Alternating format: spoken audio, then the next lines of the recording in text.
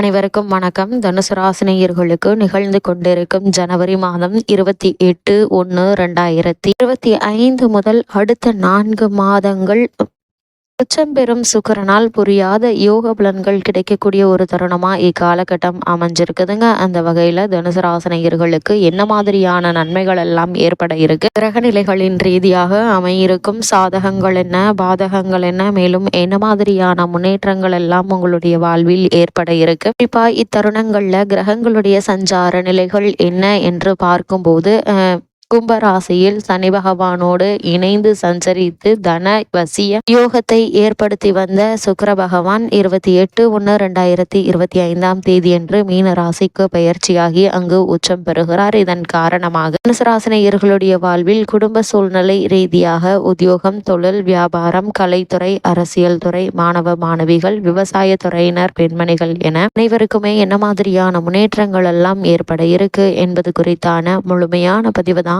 இந்த வீடியோல நம்ம விரிவா பார்க்க போகிறோம். அந்த வகையில தனுசு ராசியை சேர்ந்த மூலம், பூராடம், உத்திராடம் முதல் பாதம் வரை உள்ள நட்சத்திரக்காரர்களுக்கு இந்த சுக்கிரனுடைய மீன ராசி சஞ்சாரத்தின் காரணமாக என்ன மாதிரியான முன்னேற்றங்கள் எல்லாம் ஏற்பட இருக்கு என்று பார்க்கும்போது இக்காலகட்ட கிரக நிலைகளை ஆராய்ந்து பார்க்கும்போது இக்காலகட்ட தொடக்கத்தில் உங்களுடைய ராசிநாதனான குரு ராசிக்கு 6ஆம் இடத்தில் வக்ரம் பெற்று சஞ்சரிக்கிறாரு. அது மட்டுமல்ல, பூர்வ புண்ணிய ஸ்தானாதிபதி செவ்வாய் நீச்சம் பெற்றும் வக்ரம் பெற்றும் சஞ்சரிக்கிறாருங்க. இருப்பினும் குருவினுடைய பார்வை தனஸ்தானத்தில் பதிவதால் பொருளாதார பற்றாக்குறை அகலுங்க. ஆனால் மன நிம்மதி குறையுங்க.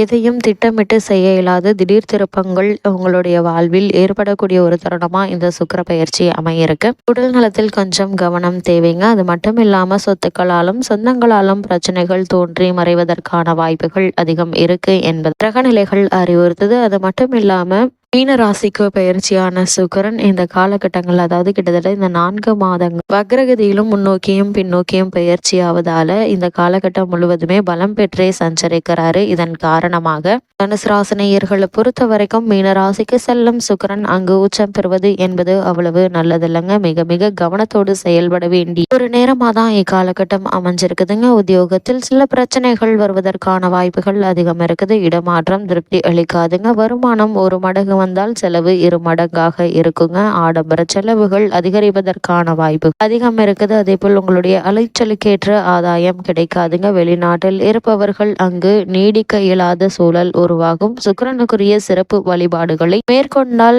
இவ்வளவு நாட்களாக ஏற்பட்டு வந்த தடைகள் தானாக விலகி நல்ல ஒரு முன்னேற்றம் ஏற்படும் என்பதை சுக்கிரனுடைய இந்த மீன ராசி சஞ்சாரம் தெளிவாகவும் உறுதியாகவும் எடுத்து காட்டுது. இந்த வகையில தனுசு ராசினியர்களுக்கு சனி பகவான், சுக்கிரன் மற்றும் புதன் ஆகியோரால் பல நன்மைகள் இக்காலகட்டங்களில் ஏற்பட இருக்குதுங்க. மற்ற கிரகங்கள் அனுகூலமாக இல்லை என்றாலும் கூட உங்களுடைய ராசிக்கு ருணரோக சத்துரஸ்தானத்தில் குரு பகவானும் அஷ்டம ராசியில் செவ்வாயும் அமர்ந்திருப்பதால் ஆரோக்கியத்தில் நீங்கள் கவனமாக இருப்பது மிகவும் நல்லது என்பதை கிரகநிலைகள் மீண்டும் மீண்டும் அறிவுறுத்துது. தனுசு ராசினியர்களை பொறுத்த வரைக்கும் இக்காலகட்டங்கள்ல பண சம்பந்தமான பிரச்சனைகள் ஏற்படலாங்க. கடன் வாங்க வேண்டிய அவசியம் ஏற்படும். கூடுமான வரைக்கும் அவற்றை தவிர்ப்பதற்கான முயற்சிகளை மேற்கொள்வது நல்லதுங்க. அதே போல் திருமண சம்பந்தமான முயற்சிகளை மேற்கொண்டு வரும் தனுசு ராசினியர்களுக்கு சிறு சிறு தடங்கல்கள் தாமதங்களுக்கு பிறகு அவை முடிவாகுங்க. அதே போல் வயதான முதியவர்கள் இரவு நேரங்களில் செல்லும் போது அதிக கவனத்தோடும் எச்சரிக்கையோடும் இருப்பது நல்லதுங்க. கணவன் மனைவிக்குள் சிறு சிறு சண்டை சச்சரவுகள் வாக்குவாதம் ஏற்படலாங்க. அது மாதிரியான நேரங்கள்ல ஒருவருக்கொருவர் விட்டு கொடுத்து அனுசரித்து நடந்து கொள்வது தேவையில்லாத வீண் பிரச்சனைகள் ஏற்படாமல் இருக்க உதவிகரமாக இருக்கும் என்பது கிரகங்களுடைய சஞ்சார நிலைகள் மீண்டும் மீண்டும் உங்களுக்கு அறிவுறுத்துதுங்க. அதே போல் தனுசு ராசியை சேர்ந்த உத்தியோகஸ்தர்களுக்கு இந்த சுக்கிரனுடைய மீன ராசி சஞ்சாரத்தின் காரணமாக என்ன மாதிரியான முன்னேற்றங்கள் எல்லாம் ஏற்பட இருக்கு என்று பார்க்கும்போது உத்தியோகத்துறைக்கு அதிகாரியான சனி பகவான் சுக்கிரனுடன் இணைந்து சுபபலம் பெற்றிருப்பதால் மேலதிகாரிகள், நிர்வாகத்தினர் ஆகியோருடைய ஆதரவு பணிகள்ல உற்சாகத்தை ஏற்படுத்துங்க. உங்களுடைய ராசிக்கு அஷ்டம ராசியில் நிலை கொண்டுள்ள செவ்வாயினால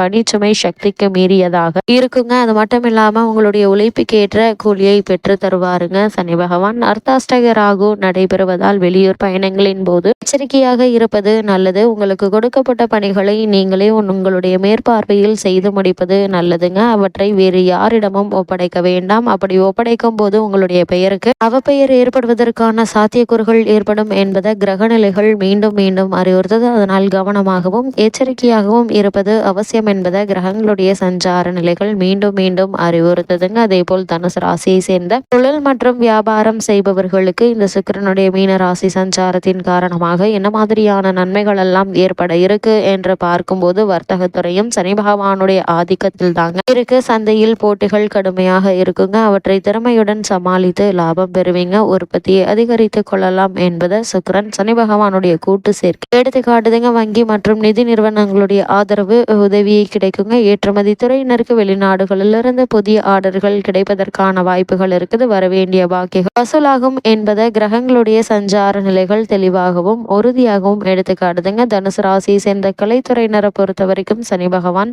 சுக்கிரன் கூட்டு சேர்க்கை இக்காலகட்டம் முழுவதும் உங்களுக்கு பல நன்மைகளை அளிக்க இருக்குதுங்க. அதனால் வருமானத்தை உயர்த்தும் நல்ல வாய்ப்புகள் பல தேடி உங்களை வர இருக்குது. உங்களுடைய பொருளாதார நிலையை சீர் செய்து கொள்ள சிறந்த ஒரு காலகட்டமாகவும் இந்த சுக்கிர பயிற்சி அமைய இருக்குதுங்க. அதே போல் தனுசு ராசியை சேர்ந்த அரசியல் துறையினருக்கு மேலும் என்ன மாதிரியான நன்மைகள் எல்லாம் உங்களுடைய வாழ்வில் ஏற்பட இருக்கு என்று பார்க்கும்போது சுக்கிரன் சனி பகவானுடன் சேர்ந்து கும்பராசியில் சஞ்சரிப்பது நல்ல ஒரு வாய்ப்பை உங்களுக்கு தேடி தரக்கூடிய ஒரு கிரக சஞ்சாரம் என்று தாங்க சொல்ல வேண்டும். வீரியமுள்ள இரு கிரகங்கள் சுபபலம் பெற்று இணையும் போது பல நன்மைகள் உங்களுக்கு கிடைக்க இருக்குதுங்க. அதே போல் மக்களிடையே உங்களுக்கு செல்வாக்கு உயருங்க. எந்த சர்ச்சையிலும் சிக்காமல் இருக்கக்கூடிய ஒரு தருணம் என்று தாங்க சொல்ல வேண்டும். மேல்மட்ட தலைவர்களுடைய ஆதரவு உங்களுக்கு பெருகுங்க. அதே போல் தனுசு ராசியை சேர்ந்த மாணவ மாணவியருக்கு இத்தருணங்கள்ல மேலும் என்ன மாதிரியான நன்மைகள் எல்லாம் ஏற்பட இருக்கு என்று பார்க்கும்போது இந்த சுக்கிர பயிற்சி காலகட்டங்களில் மகர ராசிக்கு மாறும் புதன் சஞ்சரிப்பதால குருவினுடைய சுப பார்வை கிடைப்பதால் படிப்பில் சிறந்த முன்னேற்றம் ஏற்படுவது உறுதிங்க. உயர்கல்விக்கு உதவிகள் தேடி வருங்க. வெளிநாடு சென்று படிக்க வேண்டும் என்ற விருப்பம் இருந்துச்சு அப்படின்னா அதற்கான பூர்வாங்க முயற்சிகள்ல நீங்கள் தற்போது தாராளமாக ஈடுபடலாங்க. ஆரோக்கியத்தை குறிப்பிடும் அஷ்டமஸ்தானத்தில் அக்னி கிரகமான செவ்வாயும் ருணரோக சத்துரஸ்தானத்தில் குருவும் நிலை கொண்டிருப்பதால் இரவில் நெடுநேரம் கண் விழித்து படிப்பதை தவிர்க்க வேண்டும். அதே போல் தனுசு ராசியை சேர்ந்த விவசாயத்துறையினரை பொறுத்த வரைக்கும் பூமிக்காரரான செவ்வாய் அஷ்டம ராசியில் குரு பகவான் ருணஸ்தானத்தில் அர்த்தாஷ்டகத்தில் ராகுவும் சஞ்சரிப்பதால் வயல் உழைப்பு கடினமாக இருக்குங்க. கால்நடைகள் நோய்வாய்ப்படுவதால் பணம் வரையமாகும். தற்போது நடைபெற்று வரும் தசாபக்திகள் அனுகூலமற்று இருக்கும் பட்சத்தில் புதிய கடன்களை ஏற்க நேரிடுங்க. அதனால் கவனமாக இருப்பது நல்லது. அதே போல் பெண்மணிகளை பொறுத்த வரைக்கும் பெண்களின் நலன்களுக்கு அதிகாரம் கொண்ட கிரகங்கள் சனி மற்றும் சுக்கிரன் ஆவர். இவர்கள் இருவருமே அனுகூலமாக சஞ்சரிப்பதால் வேலைக்கு சென்று வரும் பெண்மணிகளுக்கு மன நிறைவை அளிக்கக்கூடிய ஒரு தருணம் என்று தாங்க சொல்ல வேண்டும். குடும்ப பொறுப்பை ஏற்றுள்ள பெண்மணிகளுக்கு மன நிம்மதி குறைங்க. சுக்கிரன் சனி பகவானுடைய இந்த கும்பராசி சேர்க்கை நன்மை செய்யும். இருந்தாலும் ருணரோக சத்துருஸ்தானத்தில் உள்ள குருவினால் நன்மைகள் ஏற்பட வாய்ப்பில்லை என்பதை கிரகநிலைகள் அறிவுறுத்தது. தனுசு ராசினியர்களுக்கு கிரகநிலைகளின் ரீதியாக கூறப்படும் பரிகாரம் என்ன என்று பார்க்கும்போது குரு செவ்வாய் மற்றும் ராகுவிற்கு பரிகாரம் செய்வது நல்லது என்பதை கிரகநிலைகள் மீண்டும் மீண்டும் உங்களுக்கு அறிவுறுத்துது.